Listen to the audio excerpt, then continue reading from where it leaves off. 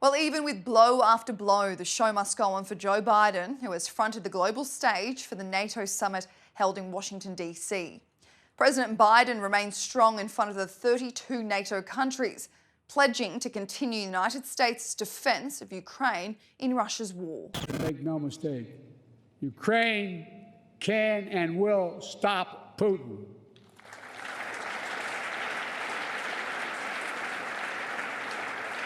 Especially with our full collective support. They have our full support. Welcome to Mad World, our weekly Culture Wars wrap. Let's get into it.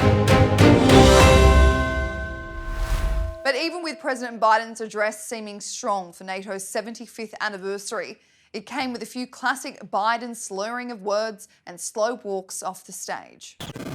For 5 additional strategic air defense systems. Destroy Ukraine's culture.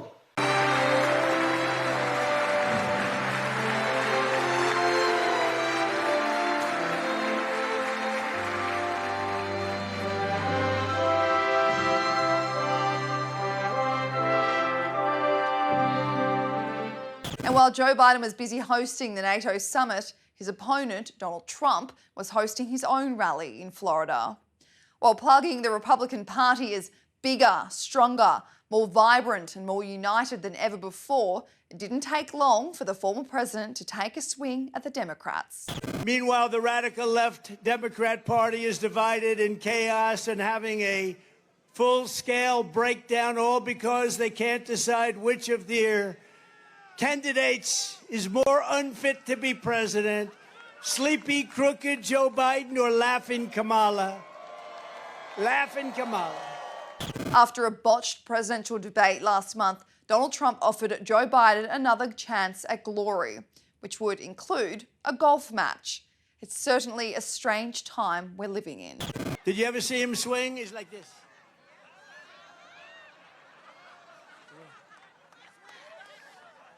That's why this evening I am also, and this is in honor of you and everybody here, is 45,000 people. That's a lot of people. I'm also officially challenging Crooked Joe to an 18-hole golf match right here. But it wasn't just Donald Trump that captured the crowd of 45,000 MAGA supporters.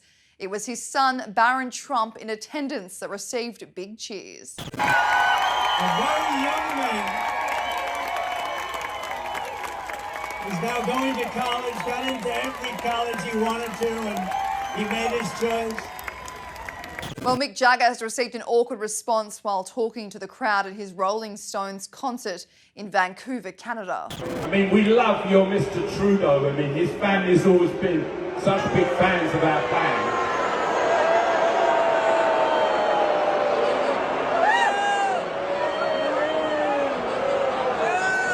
By the way, congratulations on the Canadian soccer team getting to the semi-final.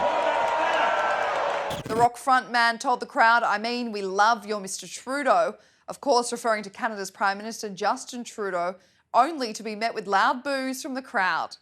Mick Jagger looked visibly stunned at the response from the crowd before awkwardly changing the subject to football. Ex-owner Elon Musk is back at it, correcting Vice President Kamala Harris online. The tech billionaire screenshot a tweet from the VP that read, "Donald Trump would ban abortion nationwide.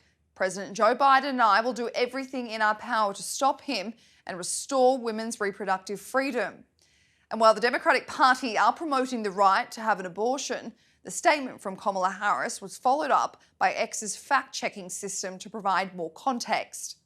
The added context discredited the statement from the VP, which read, "President Trump has repeatedly said he will not sign a national abortion ban," while linking various news articles on this. Elon Musk tweeted this and said, "When will politicians, or at least the intern who runs their account, learn that lying on this platform doesn't work anymore?" The aftermath of the presidential debate last month still seems to be haunting the Biden administration. Most people who follow US politics know that Joe Biden rarely takes press conferences and sits for interviews, but now that he's under more scrutiny for his public demeanour, his team have upped his media appearances. Joe Biden called into a few black radio stations in the last week, but it didn't take long to bungle up his words. By the way, I'm proud to be, as I said, the first vice president, first black woman to serve with a black president. The radio host of that clip, Andrea Lawful Sanders, later told CNN that she was handed a pre-approved list of questions from the White House, which doesn't exactly bring in more voter confidence. He's proud to be the first black woman. Not coherent. And even then, we later found out, from the radio host, that the Biden campaign had given her a list of questions to ask President Biden. That is a huge no-no in journalism, and the host was fired for it, but it remains quite telling that in the Biden campaign's efforts to show that the president has not missed a step, his campaign felt the need to feed questions to the hosts for a call-in radio interview.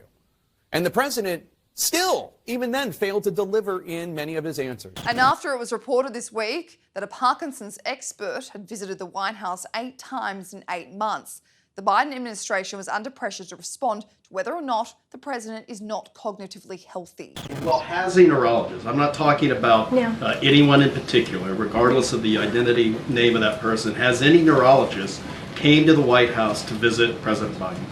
What I can tell you, during those exams that we have been able to do every year for the past 3 years, and there's a comprehensive exams that we share, a comprehensive report that we share with all of you, he has seen a neurologist. And even with all the concern surrounding Joe Biden, the View host Whoopi Goldberg is still sticking by him.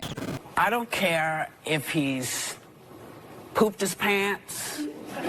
I don't care if he can't put a sentence together. Show me he can't do the job, and then I'll say, okay, maybe it's time to go. Now, he had a bad night the first time that he went out and debated with Kamala Harris. And everybody wanted him to quit then and say, you can't talk to women like this, or you're doing this wrong, you're doing that wrong. He came back, said, you know what, I got it, and gave 4 years. So, yeah, I have poopy days all the time. I step in so much poo you can't even imagine.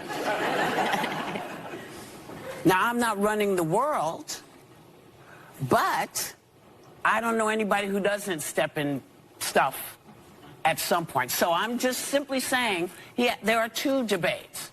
And if he can't do what he needs to do for the second debate, I'll join any crew that says get rid of him. But loyalty to me, if you are doing the job, I might not like everything you're doing. I don't like it all.